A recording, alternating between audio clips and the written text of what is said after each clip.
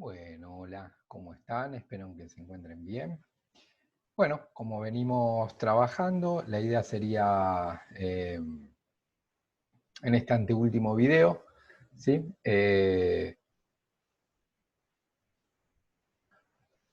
Avanzar sobre un tema bueno, que no hemos visto obviamente, ¿sí? Que tiene que ver con eh, ingresar a la década del 90 en la Argentina. Nosotros terminamos el video anterior hablando sobre el cierre de la presidencia de Alfonsín, que fue con una entrega de mando anticipada, ¿sí? Eh, un escenario de crisis social, ¿sí? Con saqueos,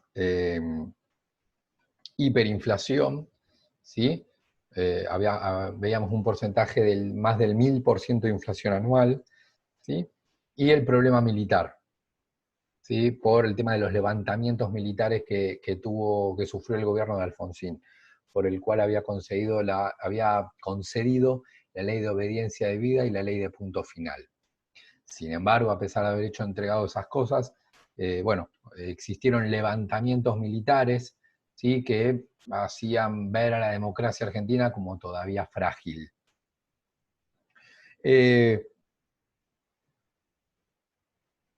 Está claro que, y en 1989, ¿sí? En 1989 se da las elecciones a presidente, ¿sí? En 1989, en mayo, y el 9 de julio asume Carlos Saúl Menem, ¿sí? Carlos Saúl Menem, ¿sí? En 1989. ¿Sí? Hablamos de adelantamiento de la entrega de mando porque dijimos que las elecciones generalmente son en octubre y la entrega de mando en diciembre, el 10 de diciembre, y eso no fue así, sino que fue en mayo y en julio, si se adelantó. Obviamente porque el presidente Alfonsín quiso, no accedió a adelantar la entrega de mando por la inestabilidad que estaba sufriendo, entonces decíamos de el levantamiento militar, la hiperinflación y el tema de la cuestión social, ¿sí? Está claro que al presidente Menem asume en un momento del mundo de enormes transformaciones, no solo en la Argentina, sino de mucha inestabilidad a nivel mundial. Y ustedes, eh, tanto en sociales como en naturales, se van a poder dar cuenta de esto. ¿Por qué? Porque el año en el cual dijimos que asume es el año 89 barra, asume en el 89, ¿no? Menem. Mediados del 89-90. Es una época en el mundo en el cual está cambiando fuertemente el mundo, ¿sí? El hecho, obviamente, principal tiene que ver con el fin de la Guerra Fría, ¿sí?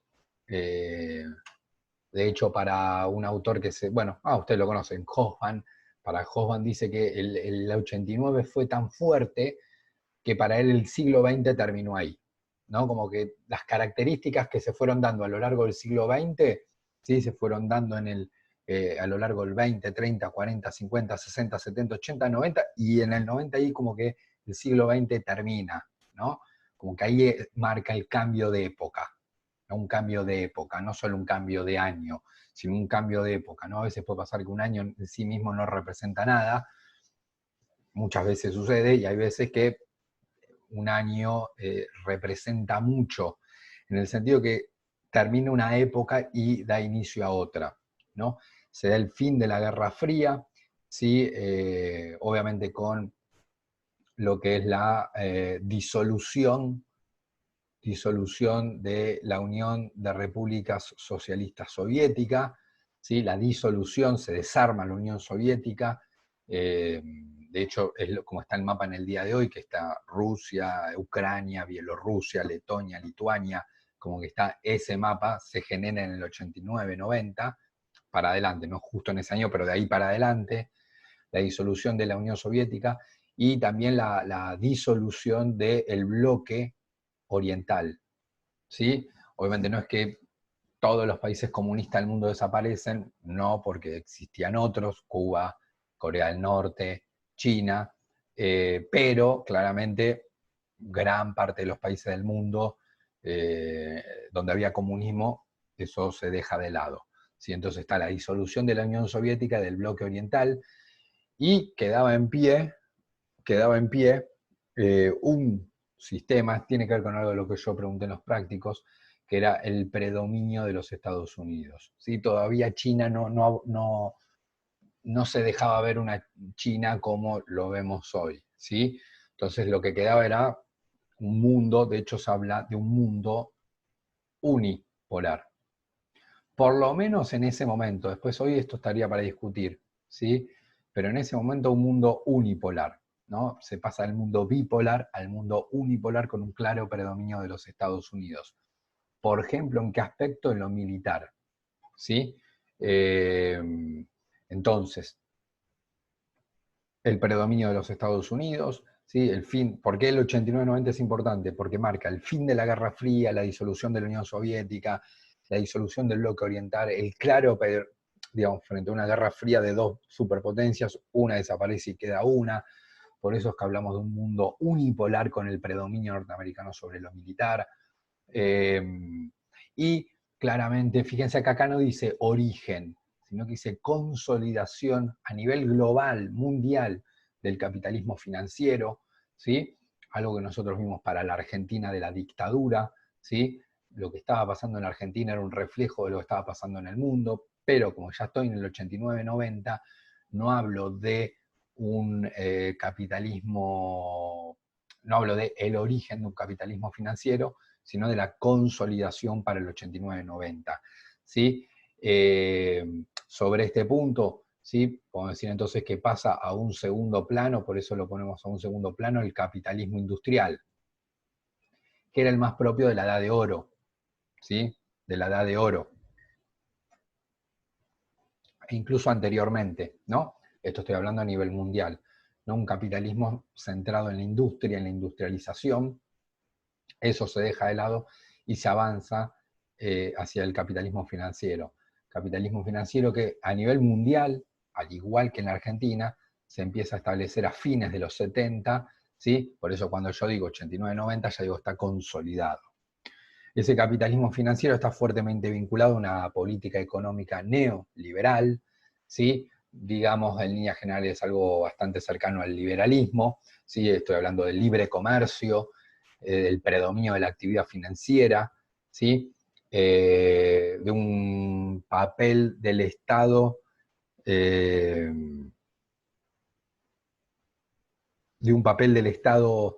ahí esto sí se discute. Digamos que en principio uno podría suponer que se reduce el papel del Estado, ¿sí? Eh, se, Otros autores lo ven de otra forma, ¿sí? Digamos, ¿de qué forma lo ven? De que el Estado en realidad no es que no interviene, sino que interviene en favor de los sectores dominantes, que esa va a ser la diferencia con otros momentos. Ahí hay como dos visiones, ¿no? Digo, las dos. Una, que cuando hablamos de neoliberalismo hablamos de un Estado que no interviene, por ejemplo, en el aspecto económico, y otro es que sí interviene, pero ¿qué tiene diferente con antes? Que interviene en favor de los sectores dominantes, ¿no? Entonces, ya hablamos de la intervención del Estado, ¿sí? Estoy hablando del libre comercio, esto ya ustedes lo tienen bastante claro, de baja de impuestos, ¿sí? De predominio de la oferta, ¿sí? Cuando hablo del neoliberalismo estoy hablando de eso, predominio de la oferta, libre comercio, ¿sí? O de oferta, libre comercio, LC. Ya hablamos del tema de la intervención del Estado con dos miradas al respecto, ¿sí? El predominio de la actividad financiera, ¿sí? Por último, sobre este punto, para pasar diapositiva, decir que por eso también es que digo consolidación, porque este experimento neoliberal ya había estado, digamos, en práctica en algunos estados del mundo, ¿sí? Argentina de los 70, Chile, ¿sí? Pero sobre todo los dos modelos que se miraban mucho era el Reino Unido, con Margaret Thatcher, ¿sí? Nombre que yo ya señalé cuando hablamos de la Guerra de Malvinas, era la primer ministro del Reino Unido en la Guerra de Malvinas, del lado inglés obviamente, Thatcher, y en Estados Unidos, en USA, era Ronald Reagan, ¿sí? Ay, no se entiende nada. Perdón, pero bueno, no iba a escribir tanto. Ronald Reagan. Reagan, ¿sí? En Estados Unidos. ¿Sí? Eran que ellos, digamos, fines de los 70, 80, introdujeron el neoliberalismo en sus países. Por lo menos hasta el día de hoy ha sido así. Introdujeron un tipo de política económica y basado en estas cuestiones que en líneas generales se mantiene hasta el día de hoy. ¿Sí? Lo han mantenido distintos presidentes. Margaret Thatcher en Gran Bretaña y Ronald Reagan en los Estados Unidos.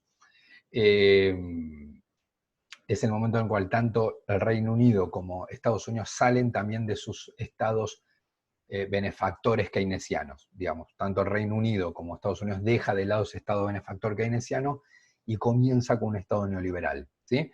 Eso en los fines de los 70, 80. Fíjense que yo acá ya estoy hablando más 90. ¿Sí? Entonces fíjense todos los cambios que hay en el mundo, ¿no? Cuando a Menem le toca asumir. El tema es que Menem había hecho fuertemente, Carlos Saúl Menem, ¿sí? Había sido un político riojano de la provincia de La Rioja, ¿sí? Que había sufrido cierta persecución durante la dictadura, ¿sí? Había estado preso, ¿sí? Y hace una campaña política en el 89 bastante en línea con lo que era históricamente el peronismo, ¿sí? Que supongo acá no tengo que explicar mucho, ¿no? Como que en la campaña, el discurso, era más que nada como retomar la tradición popular del peronismo, ¿no? Cosas que ustedes ya me imagino que tienen claro, ¿no? Esto de la justicia social, entendido como un 50 y 50, la justicia social, la soberanía política, ¿sí? Un fuerte aumento de la demanda, por eso él dice que iba a impulsar un salariazo, ¿sí? Como una forma de, estas son palabras entre comillas porque eran frases de él, ¿no? Una forma de aumentar la demanda y había que producir en la Argentina una revolución productiva, ¿no? Algo que uno también como vincula al peronismo vinculado a la industrialización, ¿no? Entonces, acá tengo demanda e industrialización, ¿no? Eso en la campaña electoral. El punto es que, y es la pregunta que está acá, que yo voy a responder, es, bueno, ¿qué iba a pasar con ese discurso de aumento de la demanda, de industrialización, de empleo, digamos, ¿no? En este contexto mundial, donde dijimos que ya el capitalismo industrial pasa a un segundo plano, donde más que la demanda se impulsa la oferta de libre comercio, ¿sí? Bueno, ¿qué es lo que iba a pasar con esa propuesta de Menem que había hecho en la campaña? Bueno, Menem gana, porque también es verdad que si hubiese perdido tal vez no lo sabríamos, pero bueno, Menem gana entonces dijimos, en mayo del 89, con este discurso, ¿no? De 1989. Lo que terminó sucediendo, en realidad, es que lo que plantean algunos autores es que los sectores dominantes en la Argentina, los cuales hemos hablado en el texto a lo largo de toda la materia, pero los nuevos sectores dominantes lo he hablado en el video anterior, como surge como un nuevo sector dominante vinculado a los grupos económicos nacionales que dominan una actividad, pero se diversifican, y también los conglomerados de extranjeros.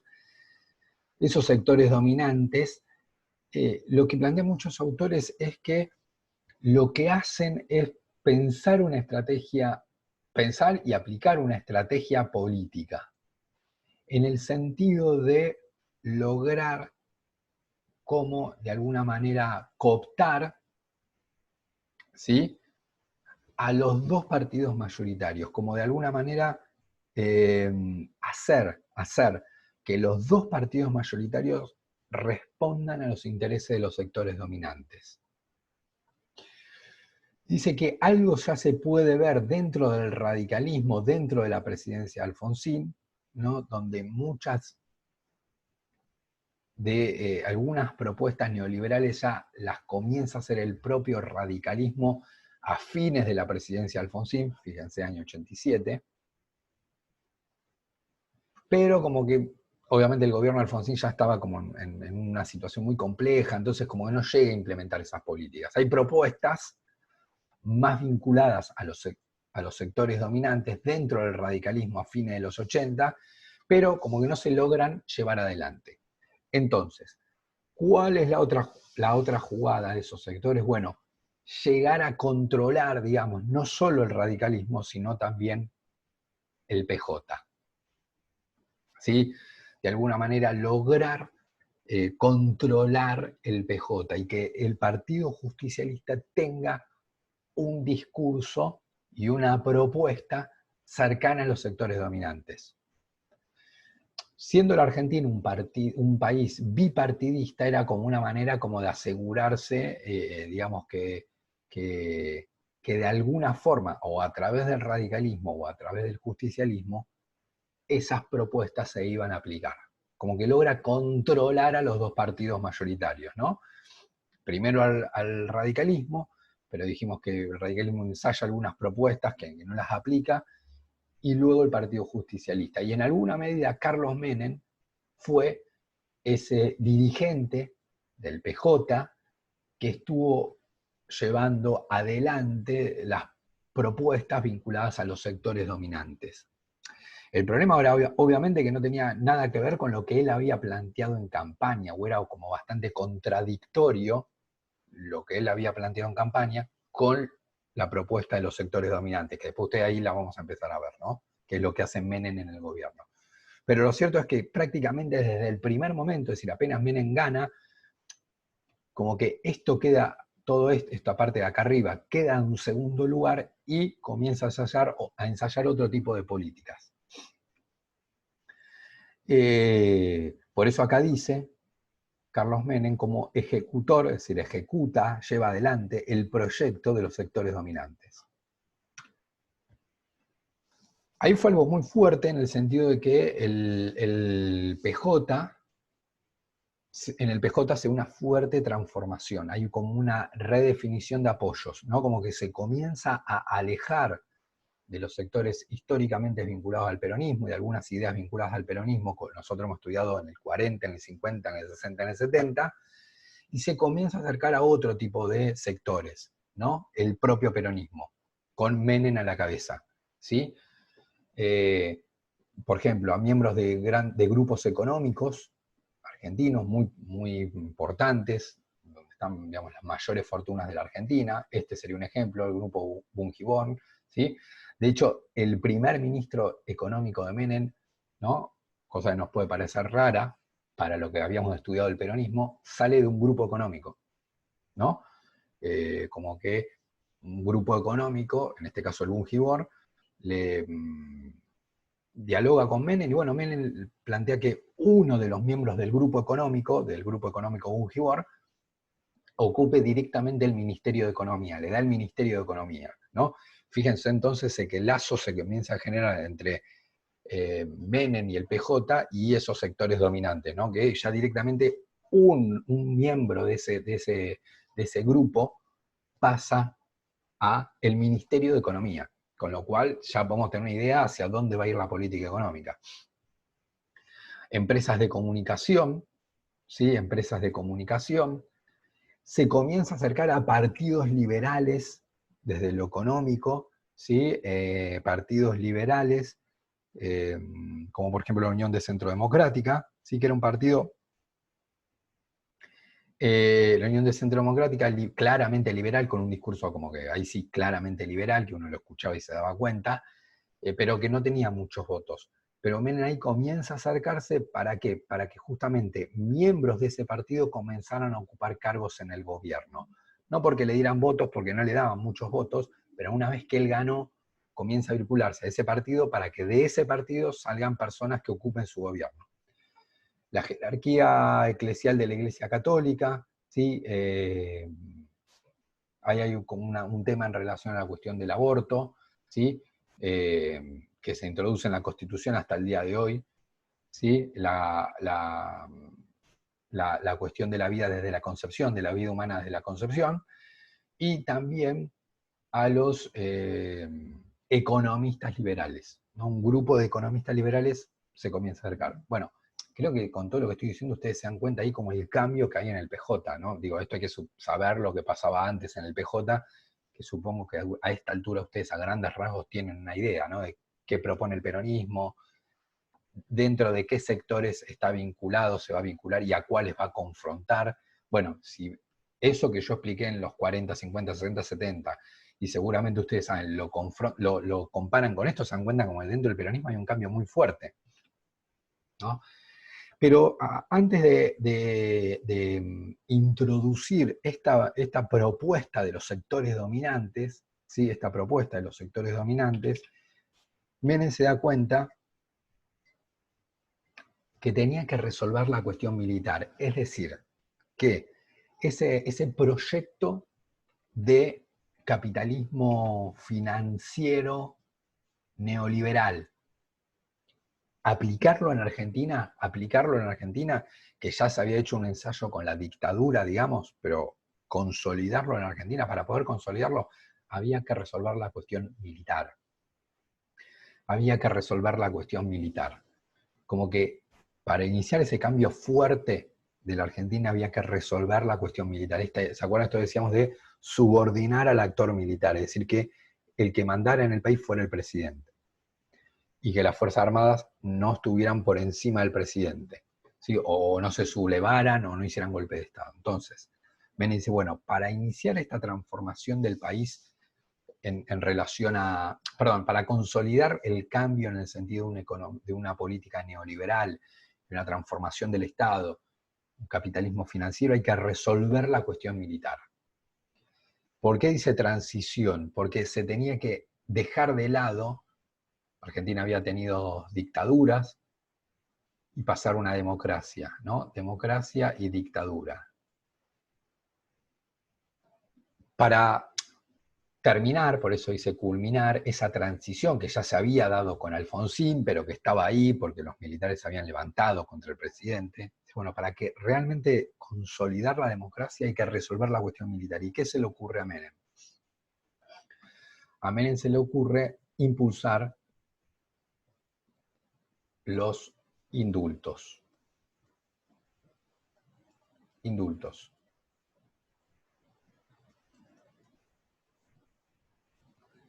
El indulto es una capacidad, es una facultad del presidente por constitución, ¿sí? No es algo ilegal, que tiene que ver con la posibilidad que tiene el presidente de alguna manera, sí, eh, eh,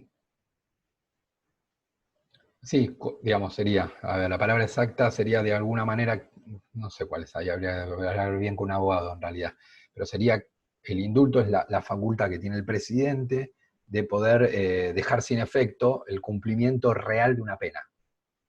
El cumplimiento real de una pena, ¿sí?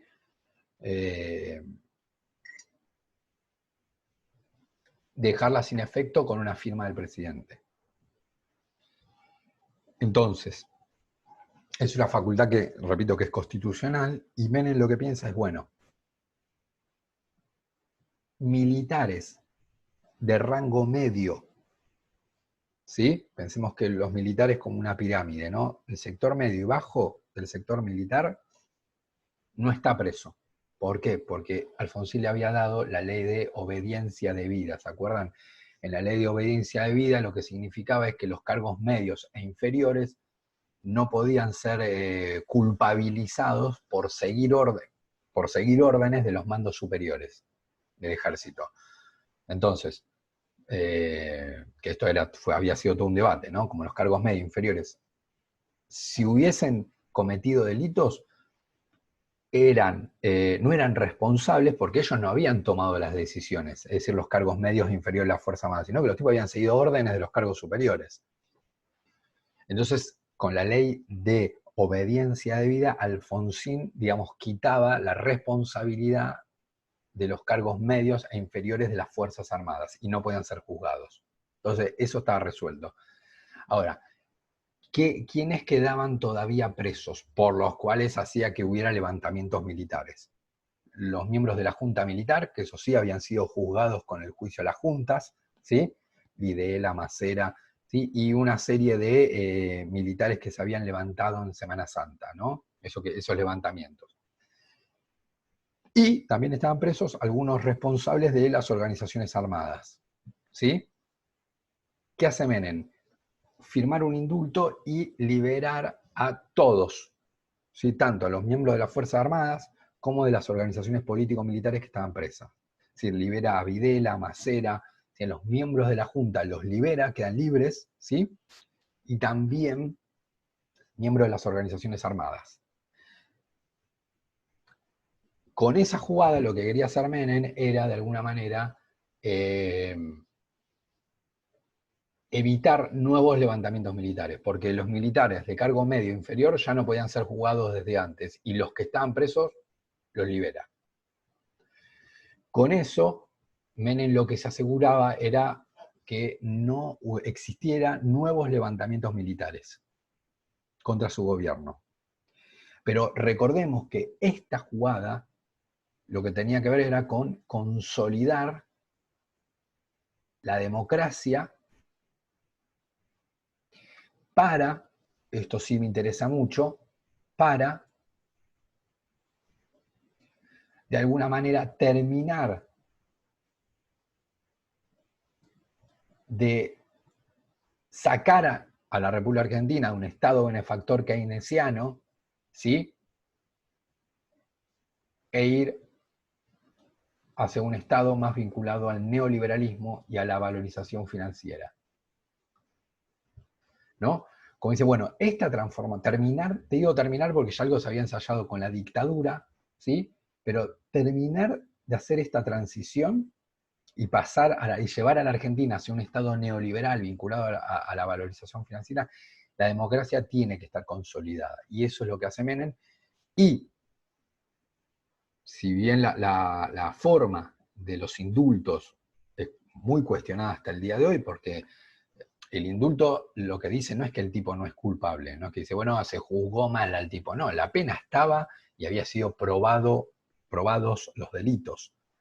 Lo que el indulto dice es, bueno, es que el individuo no continúe cumpliendo la pena, ¿sí? No continúe, pero no dice que el tipo no es culpable, ¿sí? Lo que pasa es que el responsable no continúa cumpliendo la pena, es decir, lo libera. A un tipo que, entonces, probado que es culpable de nada más ni nada menos, encima que de los delitos que se los acusaba, los deja libres. Pero eso Menem lo ve como algo necesario para que no haya levantamientos militares para poder dar el verdadero salto que a él importaba, que era este. ¿Sí? Entonces, para él, los problemas que tenía la Argentina en ese momento se podían resumir en dos, ¿no? Los problemas de que estamos hablando, de hiperinflación. Les recuerdo que la inflación era del 3000%, del 1000% anual. 3000% anual, ¿eh? Argentina, digo para que vayan teniendo idea, a veces decimos que inflación alta, y realmente lo es, porque un 30-40% es bastante ahora, pero en ese momento la Argentina tenía 1000, 3000, 800% anual de inflación. Entonces, un claro problema de hiperinflación, devaluaciones abruptas, muy fuertes, devaluación de la moneda, como que, bueno, mañana el dólar pasa de 150, o de, no sé, sí creo que está 150 a 200, a 300 en una semana, ¿sí? Lo cual producía un descontrol de variables económicas, ¿sí? Un déficit de las cuentas del Estado, ¿sí? Y saqueos y caos social, ¿no? Es decir, bueno, todos estos problemas se pueden resumir en dos, decía Menem. En primer lugar, la debilidad de la autoridad política, como que hay una autoridad política débil, pero me refiero a autoridad política en la esfera económica. Como que era un presidente que en materia económica tomaba decisiones y la ciudadanía no le creía. Entonces ahí es donde veo la debilidad, ¿sí? Como que era un presidente sin autoridad, ¿sí? Sin ser creíble para la sociedad. Un ejemplo claro, yo acá pongo un ejemplo, ¿sí? Para que entienda lo que quiere decir este ejemplo, ¿no? Es como si el gobierno afirma que el precio del dólar es 3 pesos y mañana sale todo el mundo corriendo a comprar dólares. Si el presidente sale y dice, mañana el dólar está a 3 pesos y todo el mundo sale corriendo a comprar dólares, es porque en realidad en el fondo la gente me ve débil a mí como presidente para sostener ese valor. ¿Se entiende? El de 3. ¿Qué dice la gente? Está 3, vayamos a comprar ya porque mañana va a estar 10. Es decir, como que no me ve a mí con la autoridad suficiente para mantener ese valor de 3 pesos. ¿Sí? En realidad la gente sale a comprar los dólares, tiene que ver con que en realidad lee que yo soy un presidente débil. Porque tal vez si la gente en realidad en el fondo creyera que mañana, pasado, en un mes, el dólar va a estar a 3, no sale desesperada a comprar, porque me cree, me ve como un presidente con la autoridad suficiente para mantener ese valor. Ahora, no pasaba eso con los presidentes anteriores y ahí Menem ve un problema, ¿sí? Que hay que, de alguna manera, bueno, ahora vamos a ver cómo lo soluciona, ¿no? Lo que sí plantea es un problema, que es la debilidad de la autoridad política. Como que estos dos problemas, A y B, tiene que ver con todo esto, ¿no? Lleva a todo esto. Perdón, sí, lo podemos resumir en A y B, sería todos estos problemas, lo podemos resumir en A y B. Y el otro, que es también obvio, es la pérdida de legitimidad de la moneda, ¿sí? La población, lamentablemente, esto es una continuidad, no creía en la moneda nacional, como por ejemplo para ahorro,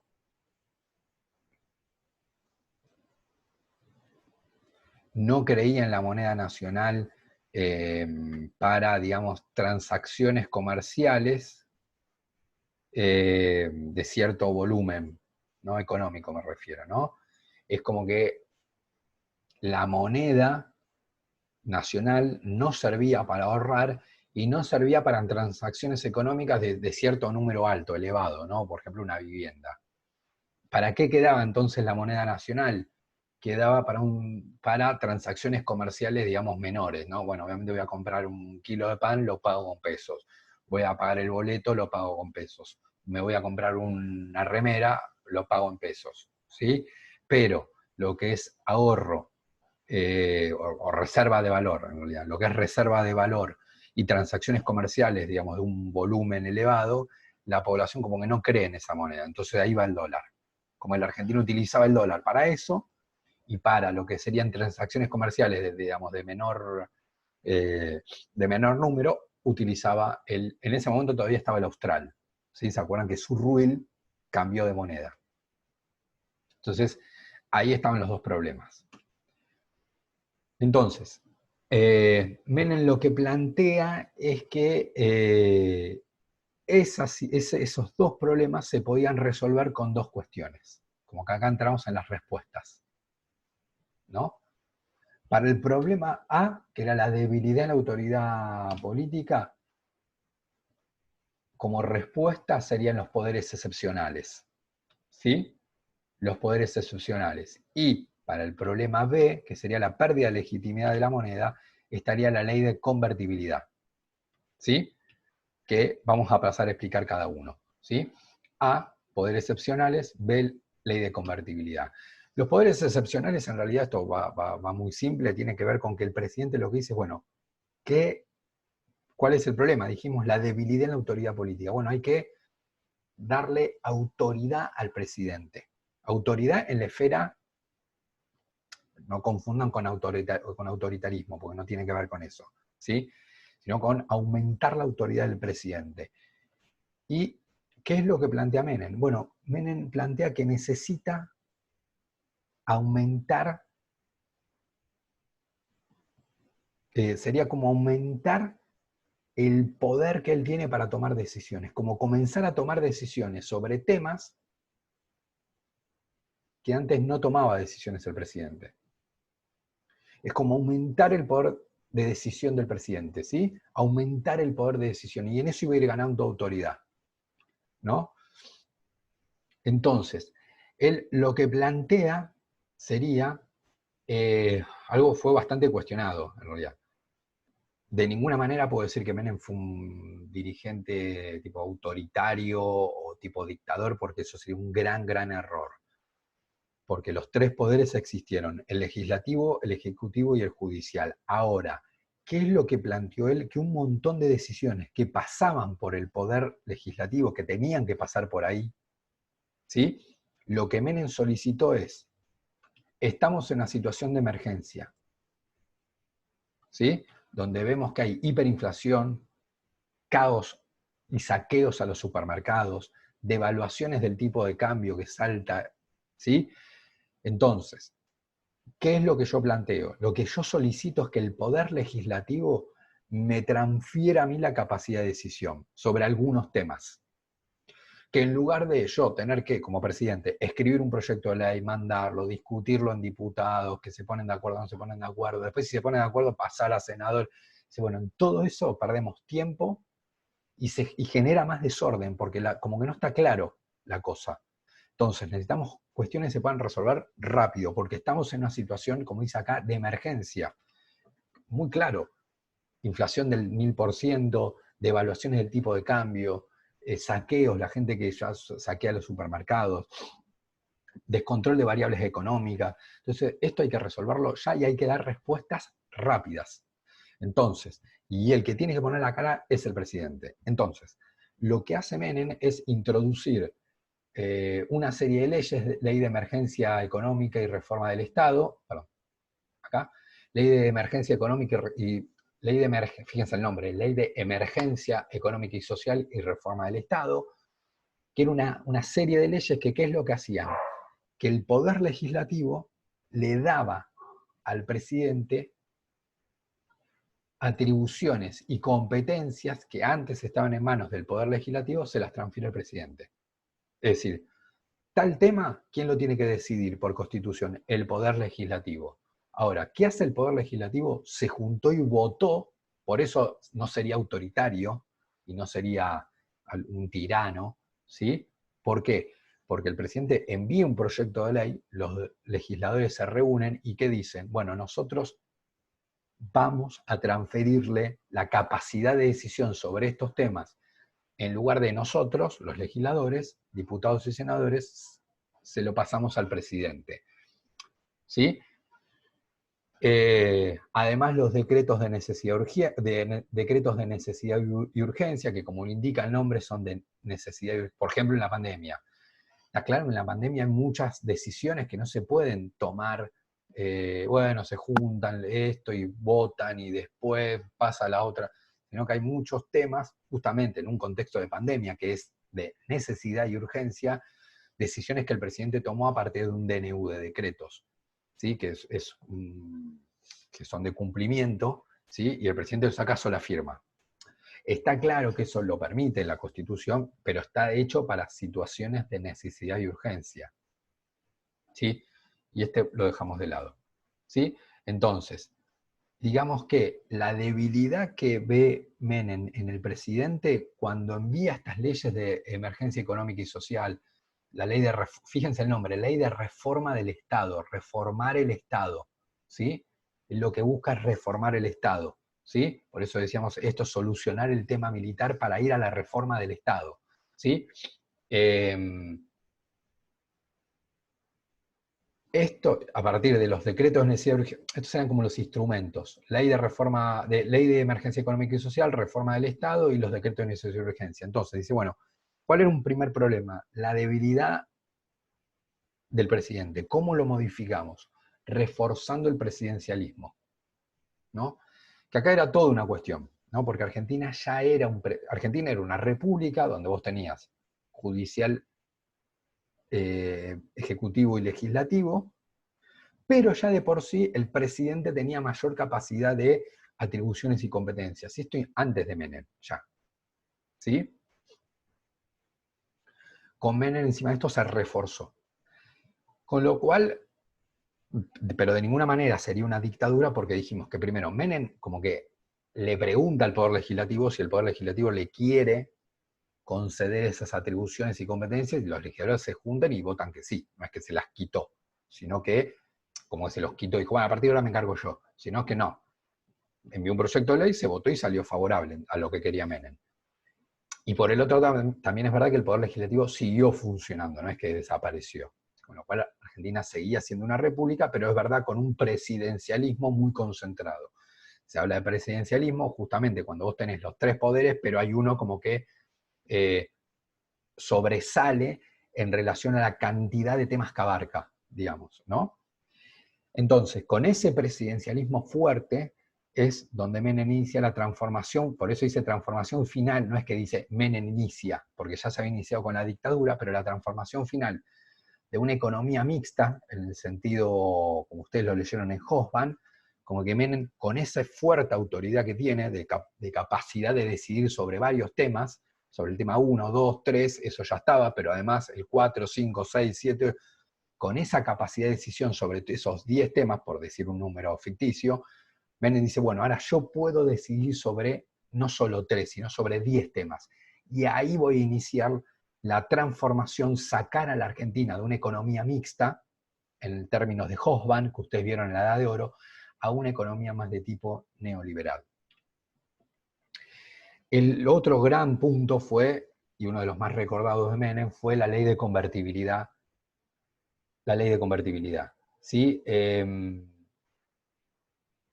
Está claro que la Argentina tenía un problema grave de inflación, ¿sí? Fíjense estos números, ¿sí? Cómo fueron creciendo, anuales es esto. Recuerden que ahora es un 30-40, ¿sí?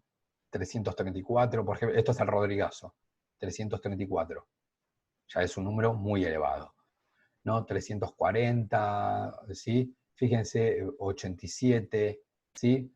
131, 209, acá está el inicio de Alfonsín, 433, 687, acá se introduce el plan austral, fíjense cómo baja, 385, 81, ¿sí? Dijimos que en esta primera etapa el plan funciona, pero después el plan austral se deja de funcionar, porque fíjense acá cómo vuelve a subir y cada vez más, y acá tenemos la hiperinflación de Alfonsín, ¿no? El año 89, 4.900 de inflación, ¿sí? Esto hace que Menem, dijimos que Menem gane las elecciones y que Alfonsín acceda a entregar el mandato antes. Pero Menem también va a tener un problema, porque en su primer año de gobierno va a tener un 1.300, que es una inflación muy elevada. Entonces, en el año 91 convoca a un hombre que se llama Domingo Felipe Cavallo, ¿sí? Domingo Felipe Cavallo, que él le acerca un plan de convertibilidad del peso, de convertibilidad del austral en realidad. Entonces, ¿en qué consistía esto? ¿Sí? Esto consistía, ¿sí?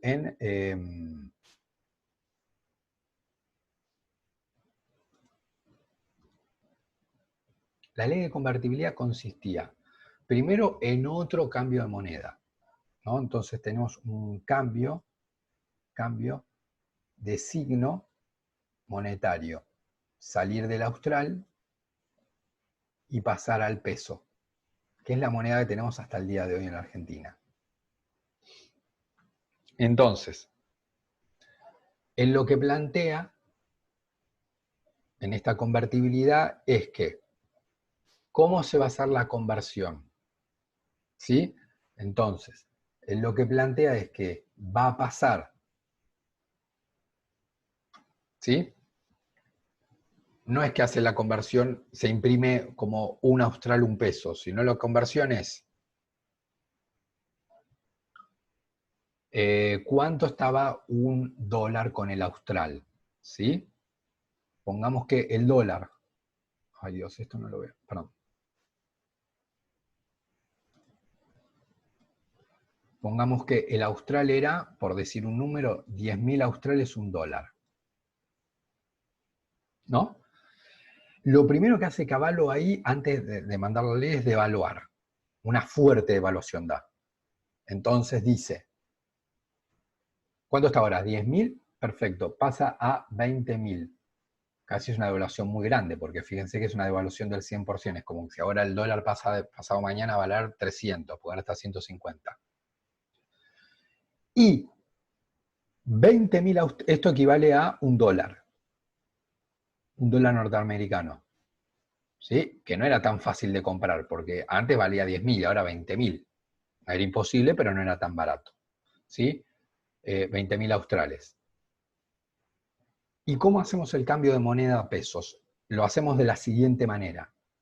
20.000 australes va a ser igual a un peso.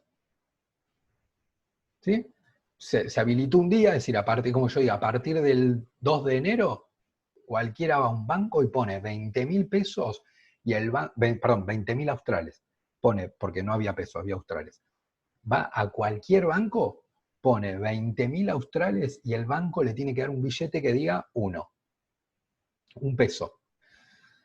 Se tiene que hacer así, el banco no te puede dar más ni menos, te tiene que dar eso. El banco tiene prohibido a darte más o menos. Vos pones 20.000 y te tiene que dar 1. ¿Sí? Eso es una de las primeras cosas que hace la ley, ¿sí? Cambiar el signo monetario a esta relación. Fíjense que primero da una fuerte devaluación, ¿sí? Con lo cual comprar dólares ya no era tan fácil, porque hay una fuerte devaluación. Y luego hace el cambio, 20.000 a 1. Con 20.000 australes vos comprabas un dólar y hace este pasaje de 20.000 un peso. Si vos llevabas 40.000 australes, el banco te iba a dar 2 pesos. Y lo que dice la ley de convertibilidad, esto era lo primero, ¿no? Lo segundo que establece la ley es que la moneda argentina era, por eso ley de convertibilidad, era convertible. ¿Qué quiere decir esto de convertible? Que había un libre cambio entre el peso y el austral, a un tipo de cambio rígido. Había libre. Por eso convertible, una moneda convertible. ¿Qué quiere decir convertible? Yo la puedo convertir, pero me da el valor. La ley ya daba el valor. No era un valor que ponía la oferta y la demanda. Puede ser raro, porque justamente Caballo es recontraliberal. Pero bueno, son estas cosas raras a veces de la economía, ¿no? Que el tipo fija el precio. ¿Y cómo fija el precio? Con la ley dice que un peso era igual a un dólar. Por eso esta foto. Un peso, después dejó de funcionar. Un peso era igual a un dólar. La propia ley decía que el peso era una moneda convertible. Vos ibas a cualquier banco, ponías un peso, el banco estaba obligado a darte un dólar. Vos ponías un dólar, el banco te tenía que dar un peso. Vos ibas a cualquier comercio, pagabas con un peso y te lo tenía que tomar al valor de un dólar. Vos pagabas con un dólar y te lo tenían que tomar al valor de un peso. Era una moneda, fíjense, como convertible. ¿Sí? Un peso, un dólar.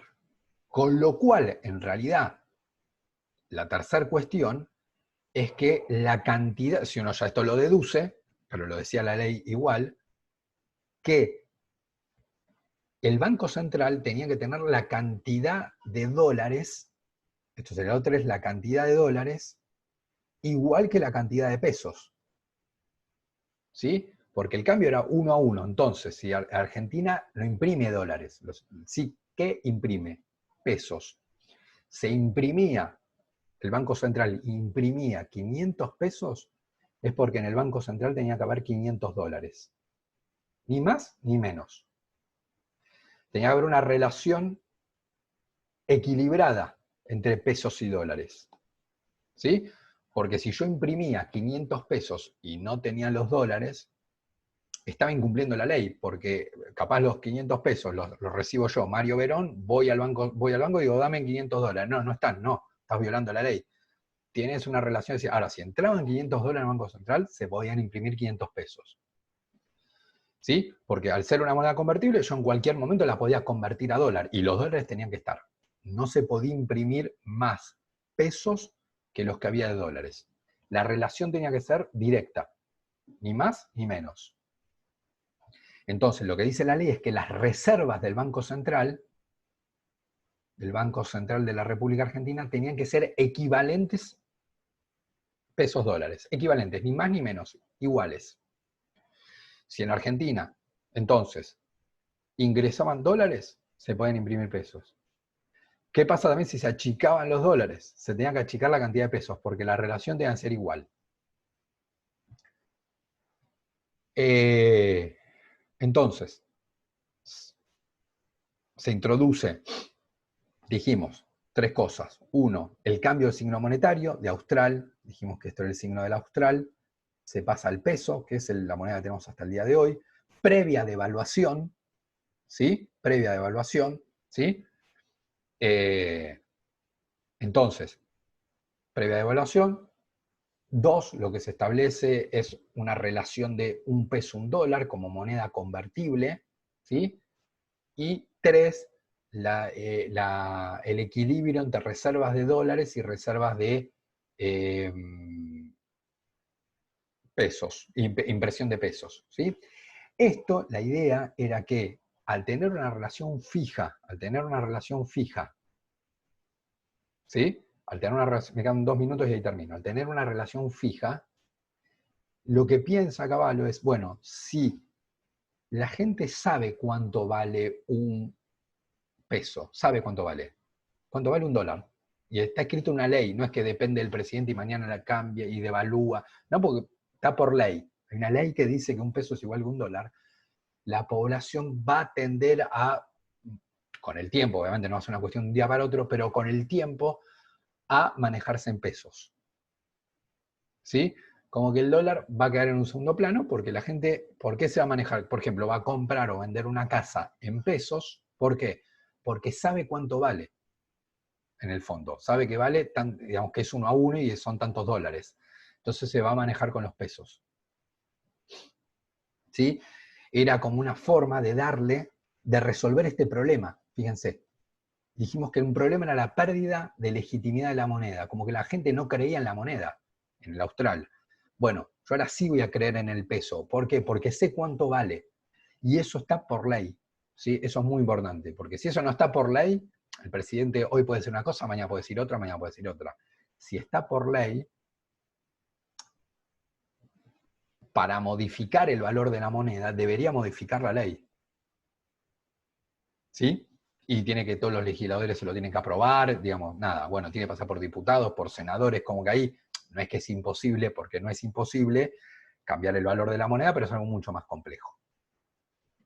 Entonces, digamos que este régimen de convertibilidad, ¿sí? Tuvo una primera etapa muy exitosa, en el año, se introdujo en el 91, 92, 93, 94, donde fue como la etapa exitosa de la convertibilidad, donde se conjugaron 2 cosas que son muy difíciles a veces, que es, no, opuestas no, que son difíciles. Digamos, la primera etapa, que sería del 91 al 94, en la Argentina logró crecimiento económico,